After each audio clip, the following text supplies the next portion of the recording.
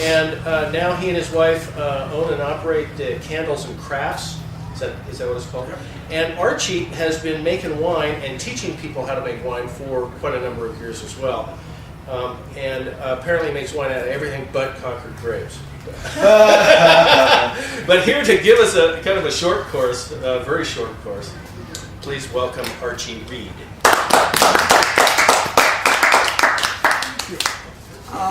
First thing I'm going to do is I'm going to tell you why making wine is green. We use recycled bottles. That's a very green thing. We buy ingredients kits that are half the weight of the wine because they're concentrated, so we're going to add water to it. So when that's shipped in, that's a savings. We're also, let me get my notes.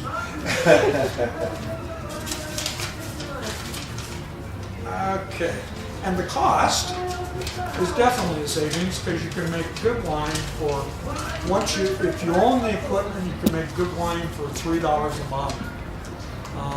If you want to go down to California and get grape juice like I did last year, you can make it for $1 a bottle.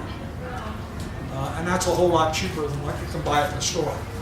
The other thing that's really good and a good reason for making wine is you can adjust it to your own taste. Okay? The wife and I, neither one of us particularly care for heavy oaked wines. We like red wines, but we don't like a heavy oak flavor. Most of the commercial wines that you buy nowadays are oak flavored, pretty strong. You can do it oak flavored by aging it on oak chips, okay? And you can add the oak flavor if you like. If you don't like it, you can leave them out. So I mean, you don't have to add that. Either oak chips or spirals. And then drop these right down in the carboy when it's sitting and aging. And you can leave it up to 6 months in a carboy and let it get just as oaky as you want. The other thing is sweetness. When you make wine, the best way to do it is to ferment it all the way down. Actually, it's below 1. 1 is where water would be. And the reason why it's below is because alcohol is less than water, and it's lighter, and so that's why it's dropping. What you're measuring is you're measuring the specific gravity. And this is the little instrument that we use. You measure the specific gravity, and you put this in the bucket with the juice, and then you read the scale, and it tells you what the alcohol content is. When you start off, how high the sugars are, and then as it ferments, it'll drop all the way down. Here's 0, and it'll drop below 0. And that's a very, very dry wine. Okay? That's what I prefer. A lot of people do prefer sweeter wines, and you can do that by either taking grape juice and adding sugar and a couple of chemicals, or you can simply buy wine conditioner and add this back into the wine just before you bottle. Another little trick on the oak flavor, instead of doing that, if you get a bottle of wine and if you like the oak flavor a lot, take an eyedropper and take just a drop of vanilla extract and put it in a bottle. It'll have an oak flavor. They can't do that commercially, but you can. As a wine, person.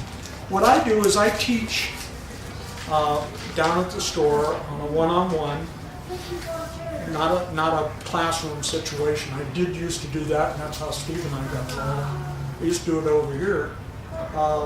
But when the economy went south, we couldn't afford, we couldn't get the classes because it was $300 to take a class, and that included all your equipment and everything. People didn't want to spend that much money. The kit that I carry, that I use and I stand behind and really believe in, sells for about $105, $110 a kit. Makes 30 bottles of wine. If you buy one of these and we set up a time, you can rent me and my equipment for $25.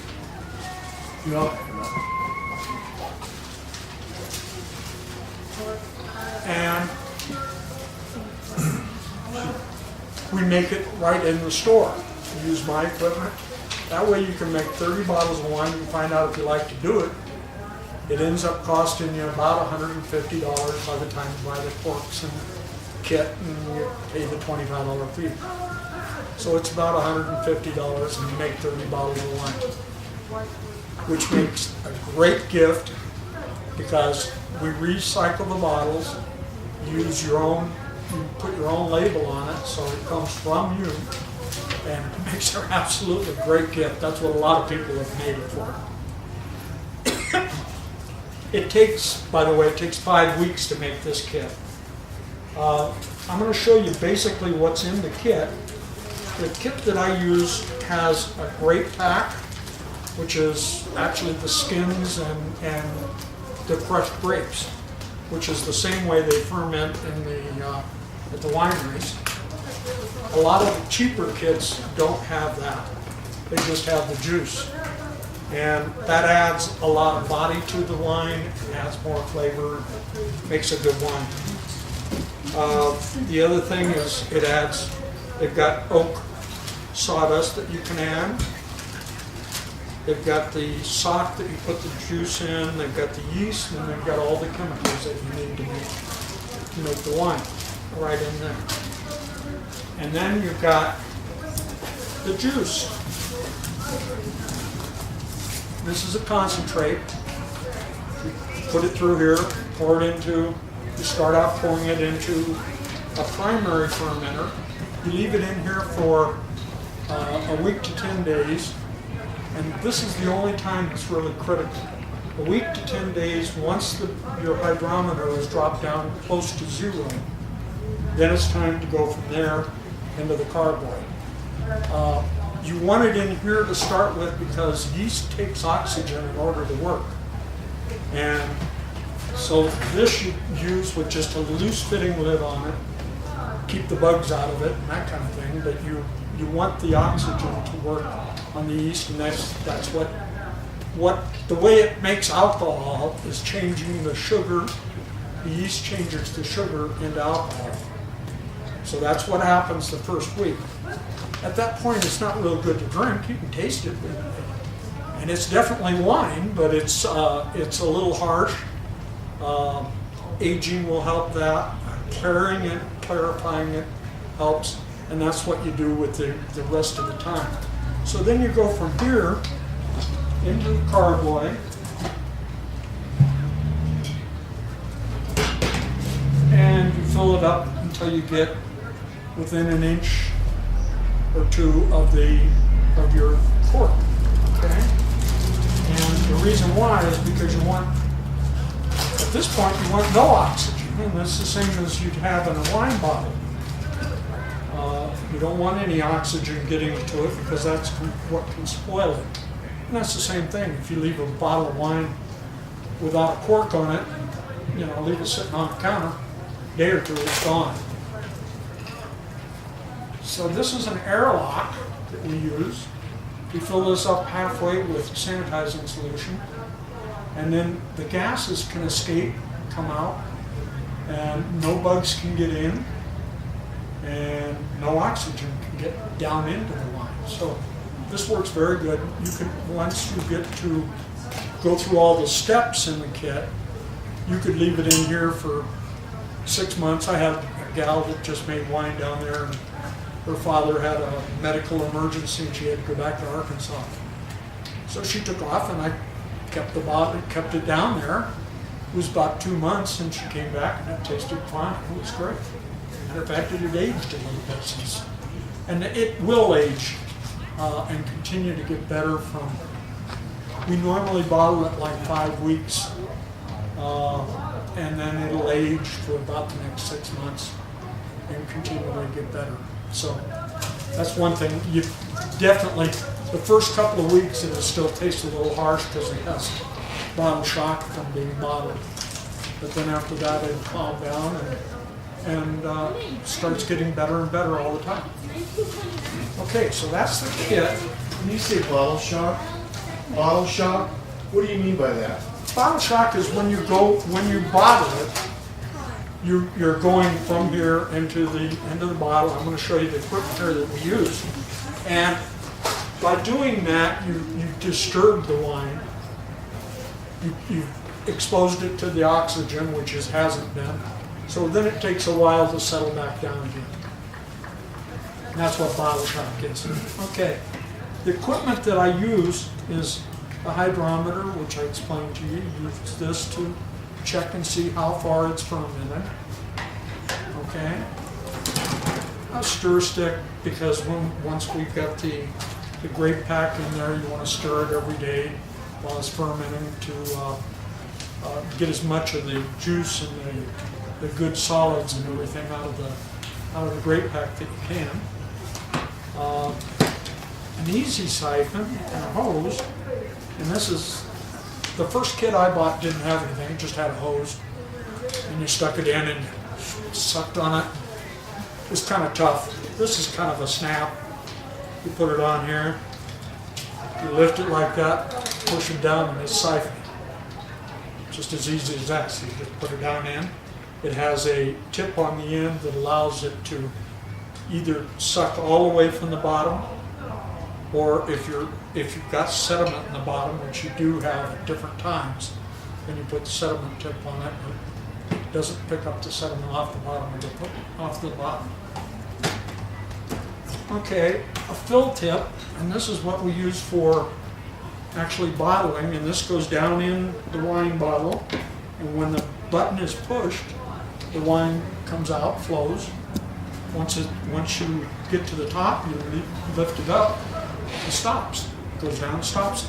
And you fill it up, and you want to get on a wine bottle, same thing, within about an inch of the cork.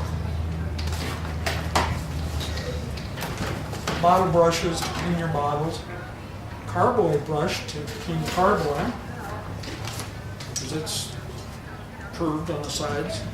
And this is a corker. I use a floor corker, which is a little easier, but I'm getting to be old, and it takes a lot of pressure on this one. The ladies have a little bit of a hard time, but the men will. You stand on top of it, and it plunges the cork down into the bottle. The nice thing about these are $21. The nice thing about the other one is it's $85, but you can sit in a chair with one hand, you can cork them all day long. So it's kind of nice. Okay. I think that's all the equipment. And what kind of questions are there? When you're storing the wine, is there a temperature range that it needs to be? Well, think about it. Do the grocery stores have a temperature range? Do they have a cooler? Most of the time it sits on a shelf. If you use the right chemicals in it, we add very little sulfite. Okay, sulfites will preserve the wine, and that's what most of the commercial wines have. They have a higher content of sulfites, which will allow it to last longer because they don't date it. It's not pull dated or anything else in the store. It's not stored properly. It's stored cork out, If you store it on the side or upside down, the corks will stay wet. And it'll last a lot longer. Can it be too cold? Like the other box? I'm just wondering. Too cold is not a problem. You can take wine down to right below freezing temperature without any problem at all. While it's being made? I made wine last year in an oak barrel on my patio, and it stayed in there until March, and it sat on the patio the whole time. I dropped it down about that far so that if it did freeze, it'd have room to expand inside the oak barrel, not bust the barrel. But no, it's fine. Matter of fact, next Thursday night is the last wine walk of the year here in town, and I'll be serving my homemade wines down there. So if you all want to come down and do the wine walk, you could have a chance to taste it and see what it tastes like. Her question was about storing the wine Yeah. once it's bottled. Well, I was asking. What's that? Any while it's In the bottle, you mean, or?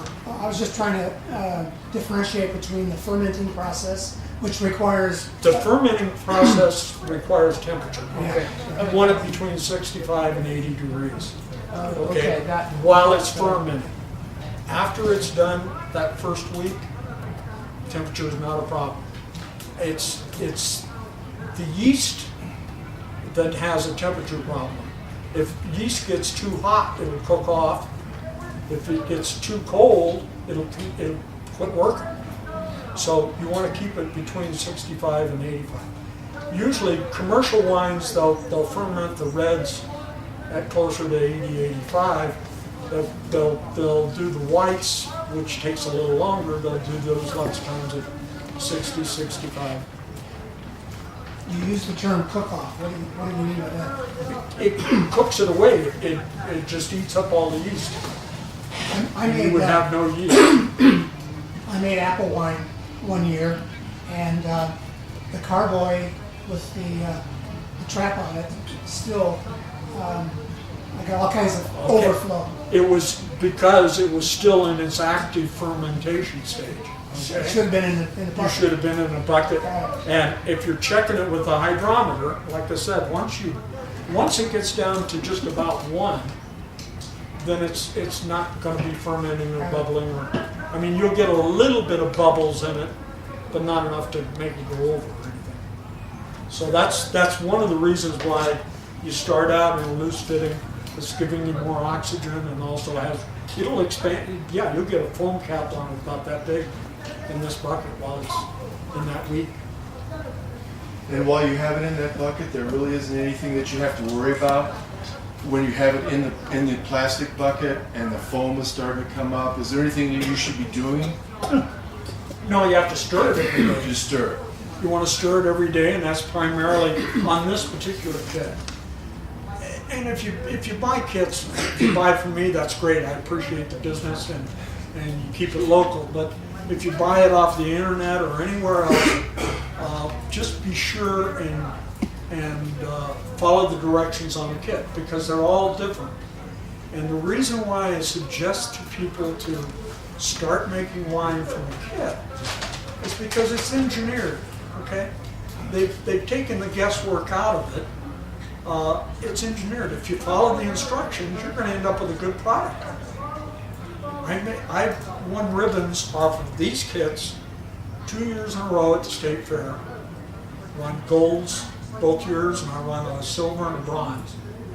And unfortunately, we don't have a state fair anymore, but it makes very, very good wine.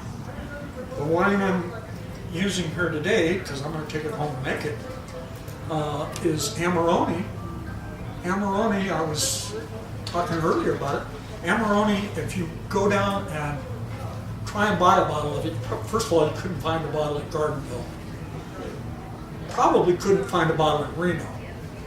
It's about $65, $75 a bottle, okay? I've seen it as cheap on the internet as $39. That was the cheapest I saw any of them. If you've got your own equipment, you can make that for $3 a bottle. $110 a bottle, 3.5. $110 for a kit of 30. Do you have to use sulfites? Do you have to use sulfites when you're making wine? Sulfites? Sulfites? Yes. You must. You don't have to. They recommend that you do. We're in kits over what they're doing in the store. is about 1/4 the amount of sulfites. And people that that it bothers them, if they do it and even add the sulfites that they tell you, in most cases it won't bother you at all. My wife didn't used to be able to she doesn't like red wine that you buy at the store. You buy a $30 bottle of wine, she didn't care. If it was red, she didn't like it. She didn't like it because it gave her headaches. I started making wine, and now she doesn't like white anymore. She likes our red. So as long as I do it, and I've made it without sulfites. The thing is, you're taking a chance if you're gonna age it anything over or hang on to it anything over, say 6 months, 9 months. If you're gonna drink it faster than that, you don't have to add the sulfites. So what are the foreseeable problems? I mean, what are some of the catastrophes? I mean, what are some of the bad batches that Well, could happen? With kits, I haven't had any. Okay, when I've made wine that I've made from scratch, I've had some wines that didn't turn out that good, and part of it is there's different yeast that you can use, and the yeast they'll taste different and they'll change the flavor of it, and so learning what yeast you want to use for what wine makes a big difference. He's making apple wine. There's a couple of yeasts that are very good for that type of fermentation over grapes. Same thing, alcohol content. If you're making something that is, I've made the one I just recently made that I'm going to enter in the competition on at Powell Ridge is chocolate raspberry port, which has got some real advantages. It's fortified for one thing with brandy, but it's a high alcohol content, so you've got to use a different yeast because otherwise the yeast will burn off. Same thing, because you're cooking it too hot. It's going too good if it's a low yeast one. It'll tell you that it's usually good up to about 14. And if you make them port, you're going to end up with about 18. So, you want something that will go, and there's a yeast that will go all the way up to like 22. So, percent alcohol. So, you just got to do that right. Temperature could be a problem.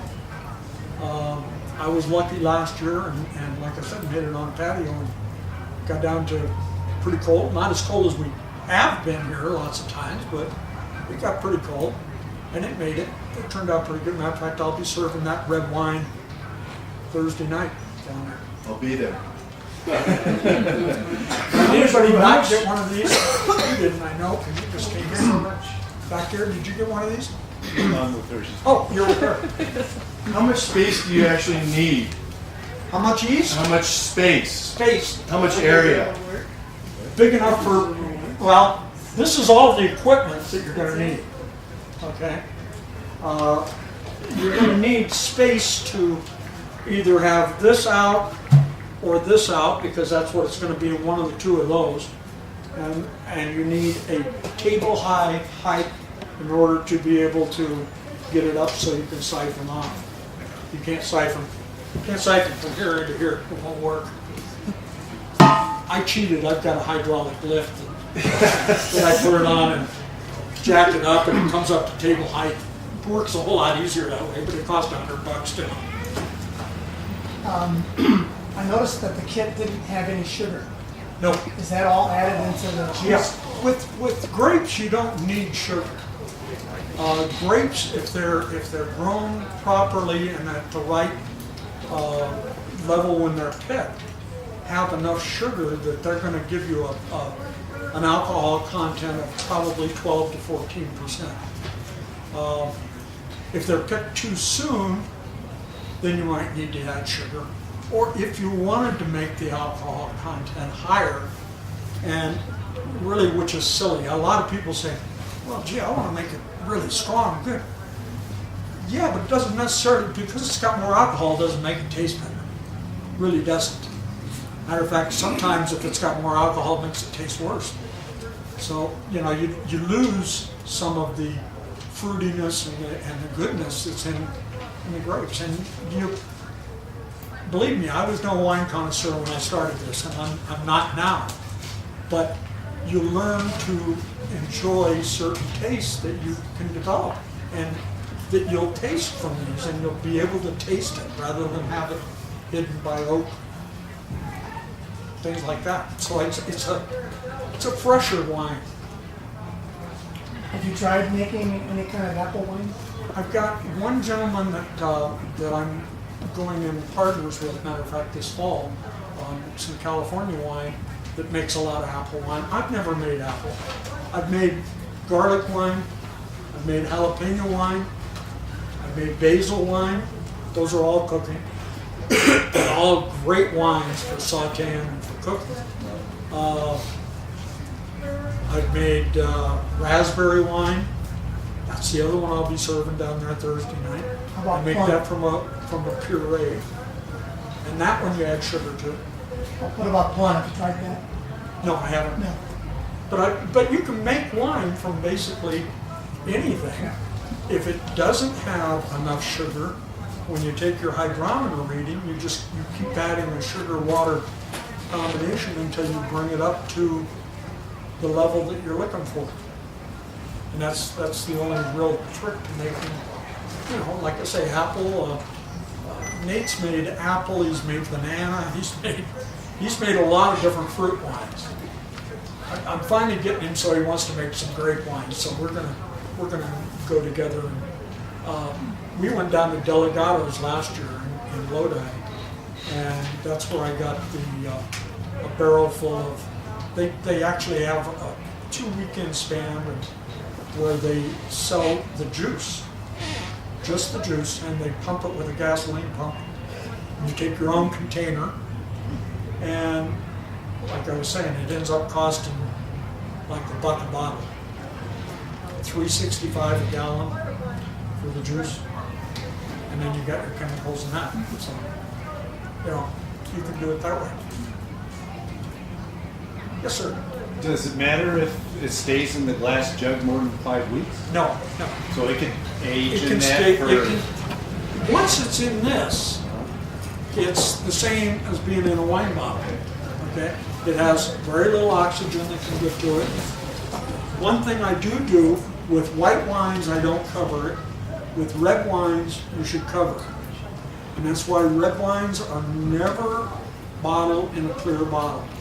They're always bottled in a green bottle or an amber bottle because reds will fade. And if they fade, they get kind of ugly looking yellow color. And changes the taste also, but they'll get almost this color if it fades out. So if I'm going to keep it in there, or even when I make red wine in the store, I tell you, bring a t-shirt, an old t-shirt, throw a t-shirt over the top of it, just protect it from the sun. But it could stay in there for 6 months, 8 months. And then you can bottle it. Yep. Yeah, and then you're still going to get bottle shock. Right. You're going to get bottle shock because it's going to get exposed to the oxygen. It's going to get disturbed. How long does the bottle shop Yep. take for it to... It tastes sharp. It's a sharp taste to it. So after you bottle it, you should let it sit for... You let it a sit couple for months? 2 weeks, a month. Okay. Yeah, and it'll go away. So while it's sitting in the large airtight container, do you have to keep monitoring the temperature on that as well? No. You don't have to monitor the temperature at all once it's in this. That's after the first, that's what I'm saying, week to 10 days. And that depends upon the type of wine that you're making. Fruit wines usually traditionally take a little bit longer to get out of that fermentation, get down to the one level where they're dry. And you can stop the fermentation while it's still got some sweetness in it, okay? And that's the way ports are made now. But it's really tricky for a home winemaker. The best way to do it is to ferment it all the way down below zero, as dry as it can be. And then if you want sweeter, then add sweetness back into it. Because then you can for one thing, you can hit the right spot. I mean, you just keep tasting and adding a little bit back in. If you stop the fermentation, you're stuck with what it's at, and you can't adjust at that point. What do you call that little airlock device on the top? An airlock? Airlock. Airlock in the bung. Excuse me. During the fermentation process, that hiccups up and down, right? No, As the air well, escapes. no.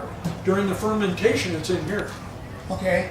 But once you put it in the carboy and you put that top on, don't you get some activity? Oh, you'll get some, yeah, and it'll bubble and it'll come up through, but very little. At that point, once you're down to 1, it's not going to bubble So that you really much. got to go by the hydrometer. Yeah. Oh yeah. Strictly by that. And I got the impression that you can kind of taste it at various stages just to see how you're Oh doing. yeah. You should taste it in various stages. We're going to add into it at one point just before we get ready to bottle. About a week before we get ready to bottle, we're going to add a clarifying agent in, which will take and draw, pull all the fog out of it and make it nice and clear. And that's one of the things you shoot for when you're making wine. That also improves the flavor. You can filter the wine when you bottle, but if you filter it, I sell filters down there, but if that's what you want to do, my opinion is it changes the taste of the wine, and I don't enjoy it that much. I think it's better off not filtering. Cold filtration, one thing is you can do the same thing by getting it extremely cold, and that's what you'll find if you take a bottle of wine that you buy commercially and you stick it in the fridge, and you go back in 2 or 3 days, you'll see sediment in the bottom of it, and that's because the cold will suck that stuff right down to the bottom, and then you can siphon off. That's what's one way of doing it. And so that was when I made it on a patio last year. I had that going for me because it got good and cold out there, and it settled down in the bottom of the barrel.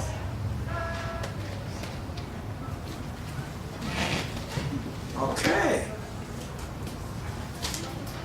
I hope I see you guys Thursday.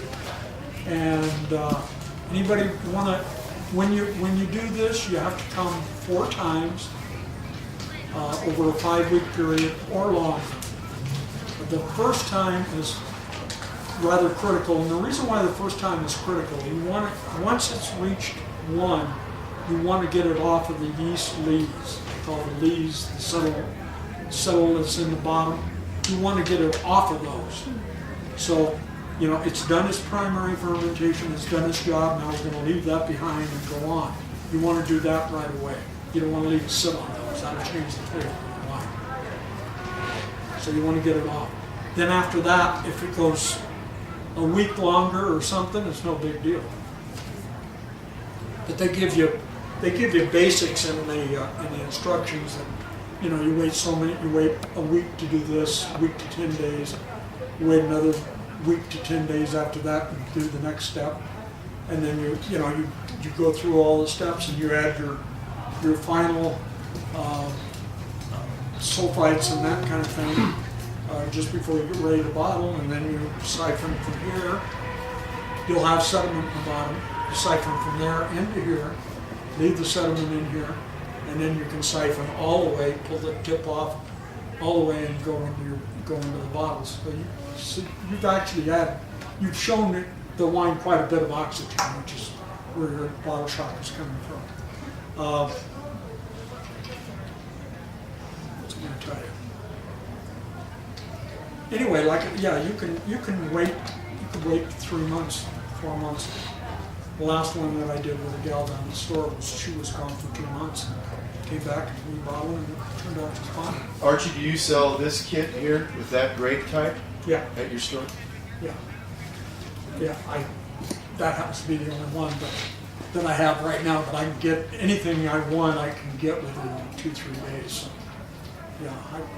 and I try and keep my prices as close to what it would cost you if you bought it off. There's some big retailers that that sell on the internet. And for good quality, there's basically 4 companies that make a good quality. They all come from Canada, and that make good quality kits. I prefer this one because it does come with the great pack, and I think that adds a lot to the flavor and enhances the wine. And this one, if you were to buy it online, you might buy it for $10 or $15 cheaper, but by the time you paid UPS and shipped it, it'd cost you another $25. So, you know, there's we try and keep as much wine as we can. So do you sell all the equipment as well? Yes. Yeah. If you were to buy all the equipment, you could buy it as cheap as like $100. Carboys are 45 right there. So I mean, you got, you know, but you could buy it as cheap as about 45. But if you want, I mean, 100. But if you wanted the kit that I put together when I was teaching the class over here was about $160. So I mean, you know, you can go one way or you can go the other. But the nice thing about doing it with me, it costs you $25. But you rent the equipment. If you find out you don't like to do it or don't want to do it again, you know, you're only out $25. You're not out 160. Yeah, I was just curious because I wanted to maybe give a gift to my mom. She's been interested for a while, but she lives up in Kirkwood, so just to drive down here that many times would cost her probably as much as to just buy. Yeah, no, we Well, could put together, and she could learn to do it herself from the instructions. I did, and the people that I teach, you know, the advantage to having somebody that's done it before is you can answer the little questions. The other piece of equipment that I don't show you here that I use, they also have you degassing the wine at some point, and that's to get the gas out of it that'll hang up in the wine. And on the instructions of the kit, it'll tell you to vigorously stir it for 2 or 3 minutes, and then go back 20 minutes later and vigorously stir it for 2 or 3 minutes until you get all the bubbles out. Well, I also found out through one of my groups that if you take a brake bleeding tool that you can buy at Harbor Freight for $19.95, you put it fits exactly in the bung, the same as this does. You put it in there and you suck the vacuum to it, and it pulls the gas right out of the line. And once you get from a little tiny bubble like the size of the lead of a pencil, once it starts getting to a bigger bubble like an eraser pencil, then you've got all the gas out. At that point, what you're doing actually is boiling the wine at room temperature. It's boiling, and that's because it's under so much pressure. It doesn't hurt it any. It doesn't change the flavor. Doesn't do anything. If you cooked it, it would hurt it, but you know you're not getting the temperature up, so it's not doing anything to it. Other than the wine walk, do you have samples of it at any other time? Do I? Like the different types of kits other than wine walk? So like if you're interested in doing it but you're not sure which flavor of kit you want to do? Only what I've got personally, and I have very few whites. Yeah, I don't like whites in there. I have very few whites, and I don't usually have more than 2 or 3 different. Do you have favorites from like this listing of what you had here? Do you have favorites of these kits? Which ones are your favorites? Nah? I like the Amarone. I like all reds. Amarone is probably the best value. Yeah, Okay, because if you were to go buy that one, it would cost you a whole lot more. yeah. But the Barbera is a nice light wine. That's a good wine. Merlot is one of the heavier wines, and that's a pretty good one. And that'll you could hold that one up against any Merlot that California that you buy. Pinot Noir is a light wine also, and that one's pretty good. I like that too. The Argentine Malbec I'm not real crazy about, so I've never made it. It's usually pretty heavy. The Syrah, same thing. I haven't used that one either. Cabernet I've used, and the Tempranillo I've used. And so like right now I've got at home. I'm going to have Amarone in 5 weeks, but I think I've got Barbera and Pinot. So sometimes I do and sometimes I don't. It just depends on where I'm at, what I've been making. So when does your tasting room open up? What are the hours of your tasting room? On Thursday night. No, Thursday night it'll be 4:30 to 8. I think it is 4:30 to 7:30 or something. I don't know. Anyway, there's 38 or 39 places downtown that you can taste wine, so that's pretty You good can't deal. sell your wine that you make, correct, No, Archie? no, you can't. You can't. Did you cover that? You can't do that. If we were in California, I could afford to be able to sell it. Oh, really? Yeah, I mean, that's why you go to California now and you drive down the road, there's a winery every other stop, Yeah. because most of them don't even grow their own grapes. They're making wine just like I'm making it, bottling it, putting a label on it, selling it at their own location. Yeah. They don't distribute it, they don't do anything.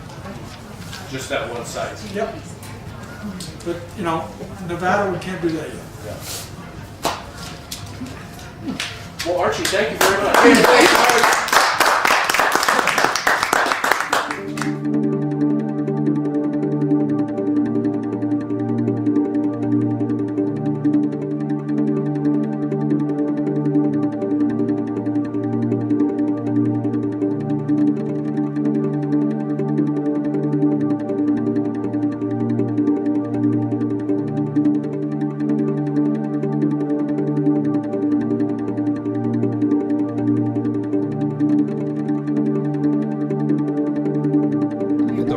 Resorts, Alex Ramon. Hey guys, how you doing? Hey guys, how you doing? All right, let me teach you your first secret to a magic trick, okay? This is what you gotta do. I'm gonna say, how you doing? You guys are gonna make a lot of noise. It's gonna be so loud, everybody in Heavenly Village is gonna come running over here seeing what's going on, okay? So that's your first secret. You guys ready to try it again? All right, guys, how you doing?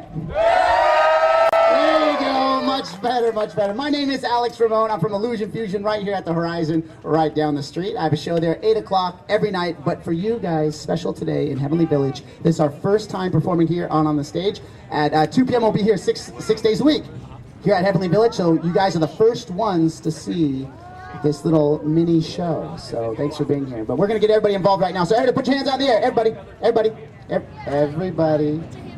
I can see you.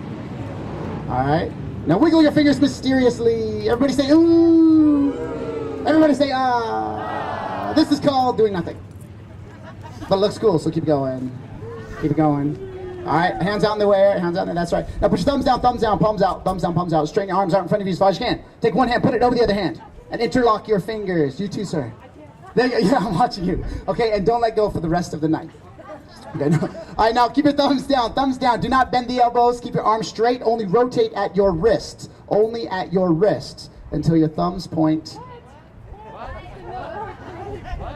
Now, if you can't do that, go like this. Oh, thank you. Thank you. When I was 20 years old, I began touring around the world with a show called Disney Live Mickey's Magic Show. It's exactly like Disney on Ice, except no ice. I performed the classic illusion of magic to over 1 million people. I thought I'd show you guys tonight. You want to see it?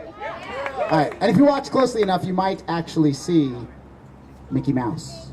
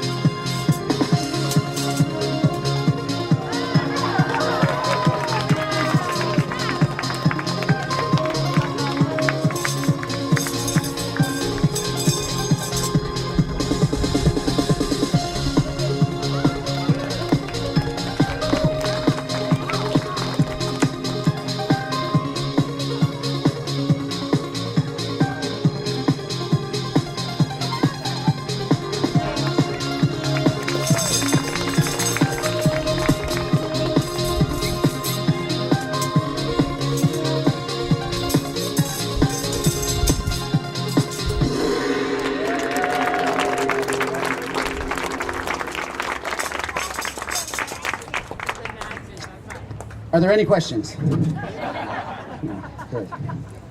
All right. Well, this is one of my favorite parts of the show because this is where I get to call one of you up here to come and help me out and do some magic. Oh, wait, don't raise your hands, don't raise your hands. I don't call on people who raise their hands. I call on people who are standing up straight. Feet together, hands down to their sides. Chins up. Nice, your big smile. See, parents, that's a real magic trick. Thank you very much. Thank you. Thank you.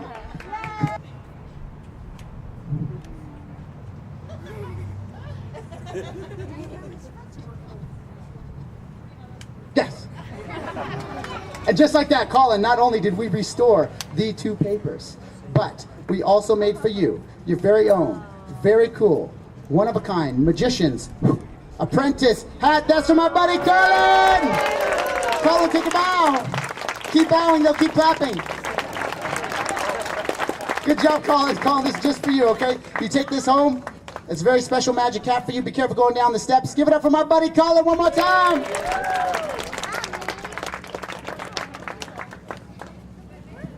Colin did a good job? Yeah. Oh, yeah. He'll be appearing nightly at Illusion Fusion at the Horizon. All right, now I'm going to do something. It's going to involve a few people out here. Now, magicians do what's called as mind reading, okay? But that's not exactly right. It's more like suggestion. And I'm going to have a few people, and I'm going to try and influence a few people with the power of suggestion. I have 3 envelopes here, a green, a yellow, and a pink envelope. And would you, sir, come step forward. Yeah, right there, step forward.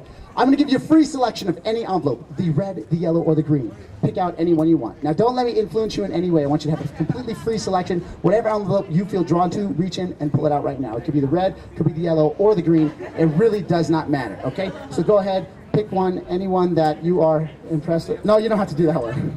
Anyone you want. The red. He goes for the red. I knew he would. All right, and I'm going to need someone else, and this time a lady, a woman. How about, yeah, this woman right here, pointing at the other guy. You're going to come forward now. Yeah, come forward, come forward, come forward. That's right. We have a green and a yellow envelope left.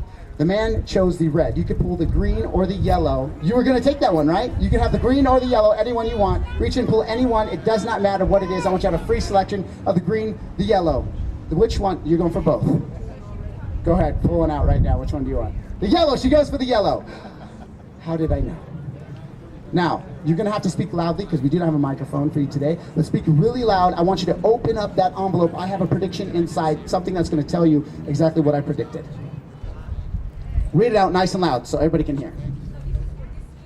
I predict that you will choose the red envelope. Amazing! How does he do it? All right, I want you to read your prediction inside the yellow envelope nice and loud. Nice and loud so everybody can hear you. Good luck. I predict you'll choose the green envelope. Nice try. The yellow envelope! Okay, not as impressed. Very good. Come on in here, buddy. I need you to reach in, select, pull out the prediction inside the green envelope. Would you please hold your envelopes nice and high? Please hold your envelopes nice and high and read it out loud as you can. Nice and loud, nice and loud. The lady will choose yellow. The gentleman will choose red. And I will be left with the green. Thank you very much. Very good, guys. Thanks for helping out. Thanks for helping out. And now, right now, we are, like I said, this is just a little mini show. We have our full show at the Horizon right down the street, right past Harvey's on the left-hand side. Horizon, the show's called Illusion Fusion. We do shows 6 nights a week at 8 p.m. Doors open at 7:30. And right now, I thought I'd give some tickets away. Yeah? Tickets away for tonight's show. I think, let me check, let's see how many we have. I think we have a family 4-pack. We have 4 tickets. That's right. 4 tickets to tonight's show, Illusion Fusion. And how are we going to do this? I need someone who is screaming nice and loud or something. I need something. So if you guys want tickets, I need you guys to scream. Scream loud! I don't know. Okay. Wait. Now we're just making noise. Okay? We're gonna have, let's see, how should we do this? We're gonna have, I think I'm gonna split them up because you guys were here earlier, the very first one. So you two are gonna get these 2 tickets for tonight's show, 8 p.m. And you guys were real loud too, so I think you guys are gonna get these too. So those are for you. Give it up for my friends right here. You guys have tickets to the show, Illusion Fusion, tonight at 8 p.m. at the Horizon. I hope see you guys there. The show's a lot more illusions, a lot more magic. It's a lot of fun. We'll see you there tonight, I hope so. Bye-bye, guys. Thank you.